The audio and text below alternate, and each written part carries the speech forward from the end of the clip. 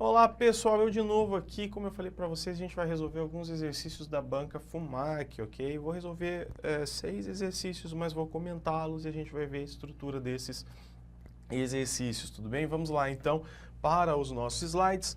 Tá aí o tanalousa.com.br é o nosso site, exercícios de revisão banca FUMAC. E a gente tem o exercício 1, aí a questão 1. Vamos analisá-lo. A questão 1, gente, diz assim: a escola é vista como uma instituição única, com os mesmos sentidos e objetivos, garantindo a todos o acesso ao conjunto de conhecimentos socialmente acumulados pela sociedade. Pode-se dizer que a escola é um local onde o processo de ensino-aprendizagem ocorre numa homogeneidade de ritmos, estratégias e propostas educativas para todos, independente da origem social, da idade, das experiências vivenciadas. Sob o discurso da democratização da escola, essa perspectiva homogeneizante expressa. Bom, vocês já perceberam que pelo enunciado da questão, a gente está diante de uma visão equivocada de escola, ou no mínimo uma visão que iria criticar a escola e dizer, olha, a escola que se diz democrática, na verdade, é uma escola da homogeneidade. Então, vejam o seguinte, quando ele fala, escolhe uma instituição única, será que a escola é uma instituição única? Será que todas as escolas são iguais em todos os contextos? Óbvio que não.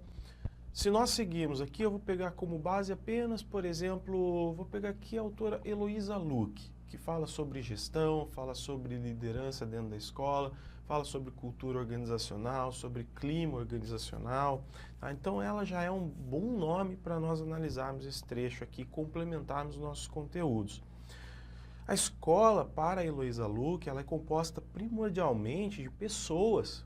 A escola não é simplesmente um conjunto de estrutura em que eu tenho lá prédio, tenho recursos, materiais, infraestrutura. Não, ela é composta eminentemente por pessoas e essas pessoas carregam para dentro da escola suas subjetividades, suas intenções, seus interesses, seus pontos de vista, suas formas de ver e conceber a realidade. Então, dentro da escola, nós temos muitas vezes conflitos, nós temos contradições, só que nós temos a possibilidade também de negociar a partir desses conflitos. Nós temos a possibilidade de diálogo, a possibilidade de construir uma realidade que seja específica daquela escola, e é o que de fato precisa acontecer. Quando a autora nos traz isso, ela aborda para a gente a ideia de clima organizacional e de cultura organizacional. Cada escola é diferente, ok? Então a escola não é uma instituição única. Outro ponto aqui para nós analisarmos, ela coloca assim, com os mesmos sentidos e objetivos. É óbvio que toda escola precisa cumprir aqueles objetivos que vêm do sistema educacional, mas ela também pode ter os seus próprios objetivos. A escola pode ter as suas próprias características também, vamos dizer assim, dependendo da regionalidade, dependendo do público que ela atende, ela pode ter objetivos que são próprios dela, além daqueles oferecidos pelo sistema. Ainda a questão diz assim, garantindo a todos o acesso ao conjunto de conhecimentos socialmente acumulados pela sociedade. Pode-se dizer que a escola é um local onde o processo de ensino-aprendizagem ocorre numa homogeneidade de ritmos. Ou seja, imagina você, por exemplo, professor, diante de uma sala com 30 alunos. Todos os alunos aprendem da mesma forma, todos os alunos entendem as coisas da mesma forma? Óbvio que não. No processo de construção do conhecimento, um aluno é diferente do outro, não é? Então, assim, ficou claro para nós que esse texto, ele já propositalmente traz uma visão equivocada de escola e da realidade escolar. Só para nós terminarmos e irmos para as opções aqui, coloca assim, homogeneidade de ritmos, estratégias e propostas educativas para todos.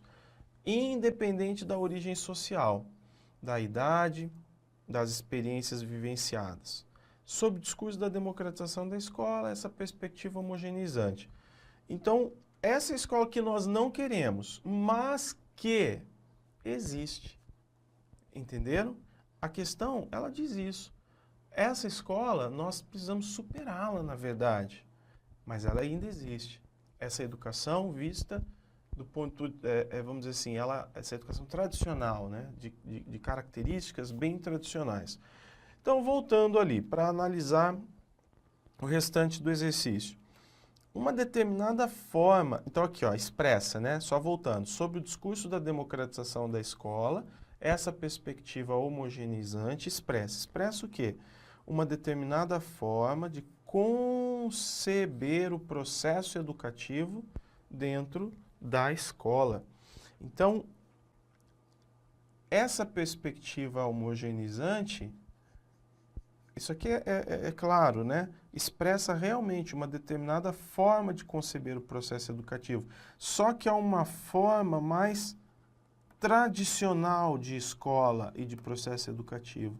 Uma forma que nós queremos superar, mas realmente expressa uma forma de conceber o processo educativo dentro da escola e, portanto, nós vamos considerar essa como correta. Beleza? Então, vamos considerar como correta.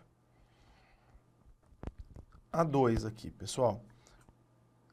Expressa uma lógica instrumental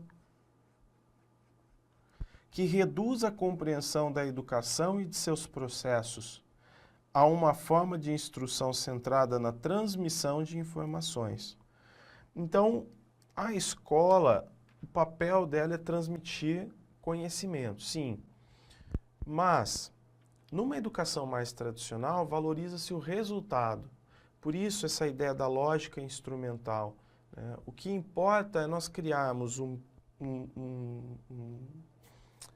instrumento de repasse de informações para os alunos, e normalmente a gente tem uma didática em um método aí rígido, baseado nessa transmissão, com as mesmas estratégias para todos, e o resultado final tem que ser o quê? Uma aprendizagem mensurada, uma aprendizagem que eu consigo mensurar. A gente faz essa medição, vamos dizer assim, daquilo que o aluno aprendeu a partir da nota que ele alcança. Então, a perspectiva homogeneizante expressa uma lógica instrumental que reduz a compreensão de educação. Por que reduz? Porque educação é muito mais do que passar um conteúdo para que o aluno alcance uma nota. A educação, o processo educacional, ele é repleto de idas e vindas, de experiências, de diálogo, de relacionamentos. Então, o processo é muito mais importante do que o resultado em si. Porque se o processo for bom, a gente consegue alcançar cada vez mais os objetivos propostos para a formação do aluno. Então, a 2, ela está correta também. Essa perspectiva homogeneizante expressa justamente isso aqui que está sendo defendido. E 3, uma redução do sujeito a aluno. Tá? O sujeito ele é aluno, apreendido, sobretudo, pela dimensão cognitiva. O que é isso, Vinícius? O que importa é o seguinte, quem é aquela pessoa que está ali, né, no banco da escola recebendo informação? Ele é simplesmente aluno. Tá? Ele é uma forma mais, vamos dizer assim, mais restrita de enxergar o sujeito que vai até a escola receber educação, no caso, receber conteúdos, né, formação. E o que mais vale ali é a dimensão cognitiva. Ou seja, o aluno é bom quando ele aprende os conteúdos, memoriza os conteúdos, vai bem nas provas. Na qual o conhecimento é visto como produto, enfatizados os resultados da aprendizagem. Tá? Então, isso aqui quer dizer, o bom aluno é aquele que memoriza bem, presta atenção, é disciplinado e prova nas avaliações que ele sabe o conteúdo. Então, está correto apenas o que se afirma na verdade estão corretas 1, 2 e 3, porque todas elas estão dentro dessa perspectiva homogeneizante. Tá? Então, a letra é a D, 1, 2 e 3. Essa escola pode ser vista como uma escola que ainda existe, persiste, mas que nós precisamos superar. A questão não é difícil, vocês percebem que analisando-a com calma, você realiza ela, você faz essa questão tranquilamente. Vamos para uma próxima, exercício 2 agora. Habitualmente, quando se fala de avaliação, se pensa de forma prioritária nos resultados obtidos pelos alunos. Olha aqui, nos resultados obtidos pelos alunos. Então, eu falei, vamos avaliar os alunos, você já pensa o quê? Habitualmente. Veja como essas questões, elas fazem críticas ao modelo tradicional de escola, né? Então, você já pensa, vamos avaliar? Então, eu já tenho uma visão classificatória. Quais foram os resultados obtidos pelos alunos? O foco está sempre no resultado. Entretanto, já faz muito tempo que, a partir da literatura pedagógica, as declarações de princípios das reformas educacionais empreendidas em diferentes países e grupos de educadores mais inquietos se propõem formas de entender a avaliação que não se limitam à valoração dos resultados obtidos pelos alunos. No processo avaliativo, é preciso ter presente que os conteúdos de aprendizagem, seja no processo de ensino-aprendizagem, seja nas atividades ou tarefas que o configuram, são um referencial funcional para avaliar e acompanhar os avanços do aluno. Uma das formas de avaliar esses conteúdos é por meio da avaliação dos conteúdos atitudinais, cujas características são exceto. Vejam, aqui nós podemos fazer eu vou até abrir uma página para fazer algumas anotações. Aqui a gente pode fazer a seguinte análise. Eu tenho a avaliação, o correto, conceber a avaliação como um processo avaliativo e não apenas como um momento em que se aplicar uma prova. A gente não vai querer simplesmente focar um resultado mensurável, eu preciso analisar como que o aluno constrói conhecimento, como que ele se adequa ao conteúdo durante todo o processo. E o X da questão, que é o que ela pede, é a avaliação de conhecimentos que são, de conteúdos, aliás, que são atitudinais, ou seja, a avaliação não precisa se restringir a conteúdos conceituais ou até mesmo procedimentais. Então, a gente pode aqui adequar a ideia de uma avaliação adequada com a ideia de tipos de conteúdos diferentes. Antes de resolver, para que você possa aproveitar um pouco mais essa aula, eu vou fazer algumas anotações para a gente complementar isso aí. Então, primeira coisa, nós temos a avaliação, você sabe isso muito bem, né? Nós temos a avaliação da aprendizagem,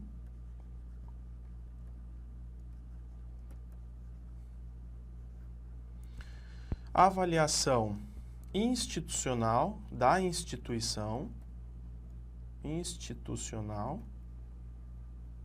e nós temos a avaliação em larga escala, que são as avaliações do sistema educacional, avaliação em larga escala.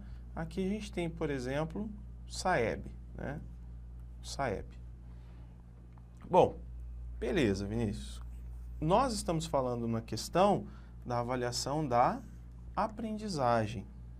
A avaliação da aprendizagem, ela pode ser, por sua vez, vamos colorir isso aqui, ela pode ser, por sua vez, diagnóstica,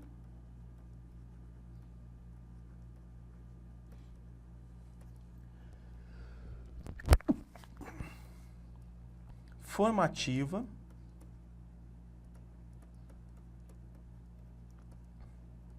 e somativa. Imagino que você também já tenha ouvido falar bastante sobre isso. Tá? A diagnóstica é a avaliação inicial. Lucchesi, por exemplo, Cipriano Lucchesi, na obra Avaliação da Aprendizagem, uma obra que traz um conjunto de textos. Ele valoriza muito a avaliação diagnóstica. Por quê? Porque a partir da avaliação diagnóstica, a gente consegue fazer uma leitura da realidade do aluno, do contexto, e nós temos a oportunidade, então, de adequar a forma de trabalhar com o aluno. Então, eu posso conhecer melhor o aluno, o contexto, a realidade e intervir de forma a adequar a prática de ensino, o processo ensino-aprendizagem, tá? Então, a diagnóstica é fundamental, ela é indispensável. A diagnóstica é chamada também de avaliação inicial, ok? Já a formativa é uma avaliação processual, de natureza processual. A avaliação normativa surgiu justamente para nós superarmos a ideia de avaliação meramente classificatória e final da educação tradicional. Então, por mais que as escolas insistam em apenas avaliar o aluno num momento específico, numa prova específica, vamos dizer assim, cada vez mais a doutrina educacional prega aos professores que tenham um olhar mais atento, formação e prática, de acordo com a avaliação formativa, que é processual. Pela avaliação formativa, eu vou acompanhando o aluno todos os dias, em cada atividade. Então, se eu, por exemplo, dou lá aula 2 dias da semana, são 2 dias para trabalhar conteúdos e para ir acompanhando os alunos para saber o que eles sabem, o que eles não sabem, em que tem dificuldade e tentar superar todas essas dificuldades antes da avaliação formal, antes da prova. Tá? Então, essa avaliação ela ocorre todos os dias em que você está com o aluno, em todas as atividades. Sempre que o professor trabalha uma atividade, ele precisa dialogar com o aluno e entender como está sendo o rendimento daquele aluno e intervir, oferecer outras possibilidades de aprendizagem, outros instrumentos, outras formas de abordagem do conteúdo. Já a somativa, que é também chamada de final, somativa é, na verdade, o ato do professor analisar tudo que o aluno produziu e verificar se ele atingiu os resultados, os objetivos propostos. Tá? Então, quando nós analisamos tudo que o aluno produziu e, de certa forma, a gente precisa mensurar isso e comparar com os objetivos que foram propostos, então a gente faz uma avaliação final, somativa, como se fosse uma soma de tudo aquilo que se produziu dentro de um período, ok? Então, aí nós temos os tipos de aprendizagem. Só lembrando que quando a gente fala de aprendizagem, nós temos que ter clareza com relação ao que precisamos superar. Tá? Então, a gente precisa superar a avaliação neutra. A avaliação neutra é aquela que não apresenta compromissos, inclusive éticos, políticos com o aluno. O próprio Lucchesi diz que a avaliação da aprendizagem, aliás, aqui não posso colocar aqui, né, a avaliação. A avaliação da aprendizagem para o Lucchesi é um ato político. Não é só um ato educacional, pedagógico, é um ato político. Por quê? Porque eu avalio o aluno porque eu estou preocupado com a formação dele, com a formação de uma pessoa que vai viver a realidade social, não é? Então eu tenho que superar a neutralidade, colocar melhor aqui, né, da avaliação. A avaliação é sempre, como é um ato político, eu tenho que encará-la como um instrumento de criticidade, de análise crítica da realidade do aluno, da condição do aluno e da condição de ensino. Ainda, a gente precisa superar a avaliação classificatória e seletiva. Tá? Isso é bem claro para nós, acho que aqui não há dificuldade, não é? Superar a avaliação classificatória e seletiva. E a gente precisa também superar a avaliação a partir de mecanismos isolados. É a aplicação apenas de uma prova e também a homogeneidade. Sempre avaliar todos da mesma forma, a partir das mesmas condições, ok? Então, são todos pontos a serem superados. Lembrando que essa avaliação, a gente diz respeito, aliás, à avaliação da aprendizagem. Com relação a conteúdos, eu posso avaliar conteúdos conceituais. Nesse caso, eu estou avaliando mais a capacidade cognitiva do aluno. Então, a gente avalia a capacidade cognitiva, como ele entendeu conteúdos, como ele processou, assimilou. Nós podemos avaliar conteúdos procedimentais, saber fazer, que também, obviamente, que também vai avaliar capacidade cognitiva, mas não referente a conceitos, mas a procedimentos, saber fazer. Então, avaliação do saber fazer. Exemplo, capacidade do aluno construir um texto, que tem, obviamente, natureza cognitiva também. E conteúdos atitudinais. Aí, nós não estamos falando, dando ênfase na capacidade cognitiva do aluno aqui, mas nas atitudes, no ser, naquilo que o aluno é, na forma como ele age. Isso também é importante. Por quê? Porque na educação que nós queremos, a formação que se busca é uma formação integral. É a formação do cidadão crítico, participativo, honesto, ético, trabalhador, não é? Bom, com base nisso, pessoal, a gente pode aqui, na verdade são só algumas pontuações, né, para você colocar aí, a gente vai resolver aqui a questão. Então ela coloca assim, uma das formas de avaliar esses conteúdos é por meio de avaliação dos conteúdos atitudinais, cujas características são exceto. Então, são conteúdos agrupados em valores, atitudes e normas? Sim. Então, quais são os valores que meus alunos carregam? Quais são as atitudes que eles apresentam? Eles seguem as normas, respeitam? Então, sim. São conteúdos aprendidos pelos alunos no momento em que são praticados? Sim, porque, vejam, ética é valor, moral é valor. Então, eu avalio o aluno atitudinalmente, não quando ele apresenta para mim o conceito de ética e escreve no papel, mas quando ele age de forma ética. Nesse caso, o mais importante é como o meu aluno age, e não necessariamente como ele descreve o conceito daquilo. C. Conteúdos situados fundamentalmente dentro das capacidades cognitivas? Não. Não. Fundamentalmente dentro das capacidades cognitivas seriam os conteúdos conceituais. Então, a gente vai sair um pouquinho das capacidades cognitivas e vamos avaliar o aluno em outra dimensão, na dimensão atitudinal. Portanto, a incorreta é a C. Beleza? Olha, vejam isso. Formas de conhecimento que influenciarão o comportamento das pessoas de maneiras cruciais e até vitais. O fragmento acima apresenta o conceito de. Essa questão, gente, normalmente, dentro dos conteúdos bibliográficos, das sugestões bibliográficas, normalmente dentro de um texto lá tem um trecho como esse. Você não precisa necessariamente ter decorado o texto, mas se de repente você está lendo um texto sobre um determinado tema e você se lembra desse trecho ali e já sabe qual tema ele se refere, é muito mais fácil resolver a questão, não é?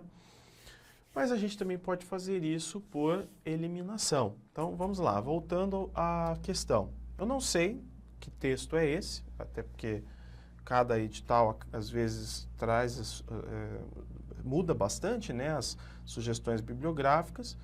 Então, provavelmente, esse aqui é um fragmento de algum texto cobrado na prova, no edital. Bom, formas de conhecimento que influenciarão. Tá? Gente, autonomia é forma de conhecimento? Não, autonomia pode ser forma de conhecer de forma autônoma, mas de conhecimento não. Tá? Eu posso encarar a autonomia como forma de conhecer. O aluno, por exemplo, que já atinge a autonomia, ele alcança aquilo que é um dos objetivos da educação básica no Brasil, formar o aluno capaz de aprender a aprender, não é?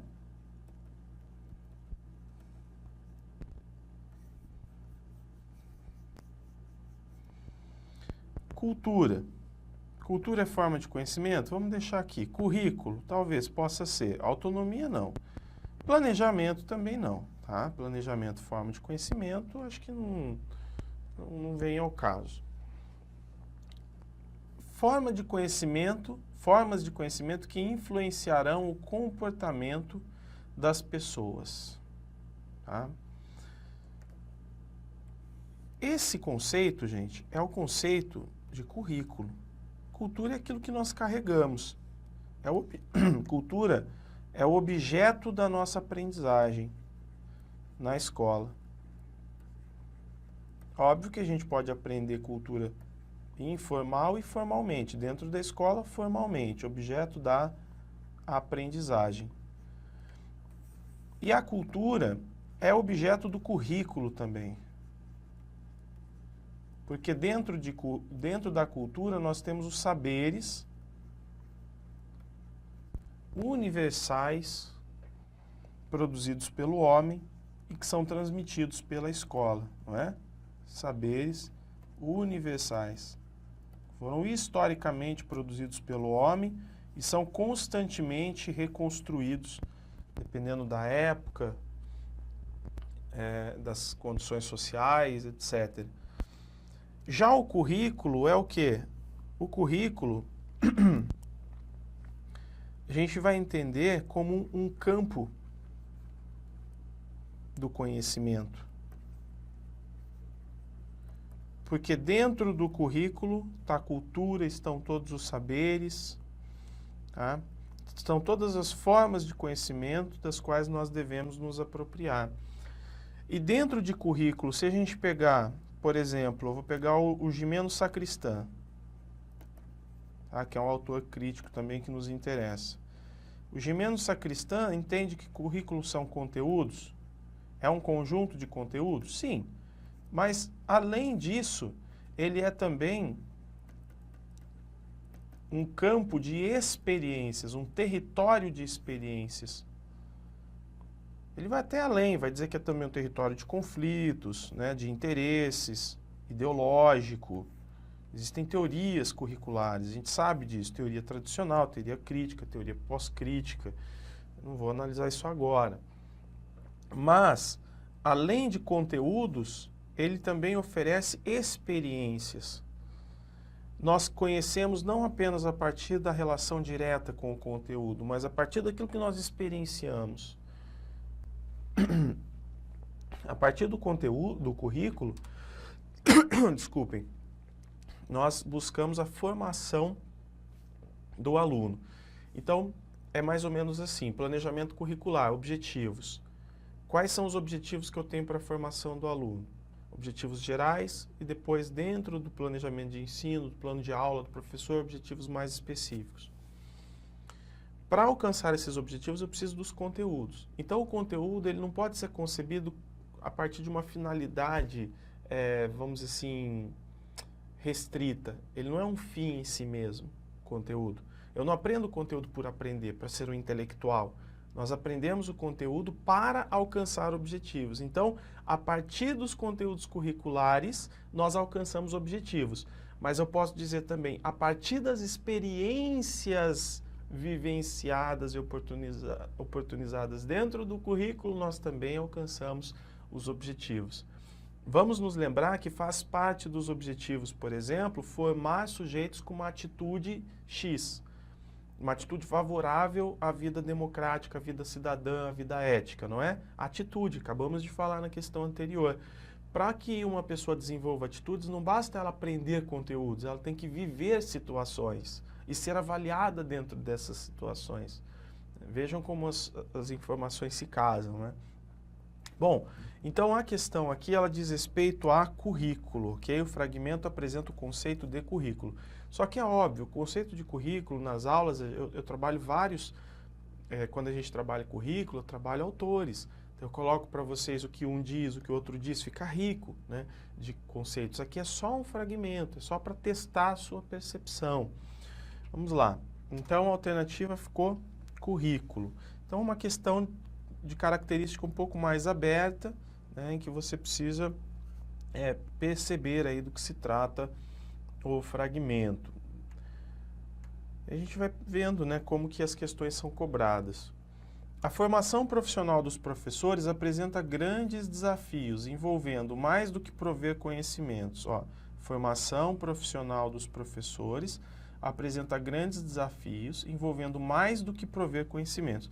Então, o professor, gente, ele precisa, vamos dizer assim, mais do que ensinar simplesmente, transmitir conhecimentos, nós vamos encontrar outros grandes desafios. Só que é o seguinte, 30 minutos de aula já está até bastante, eu vou dar uma pausa nesse vídeo aqui, a gente já volta, vou colocar um outro vídeo para você aí, ok? Até daqui a pouco.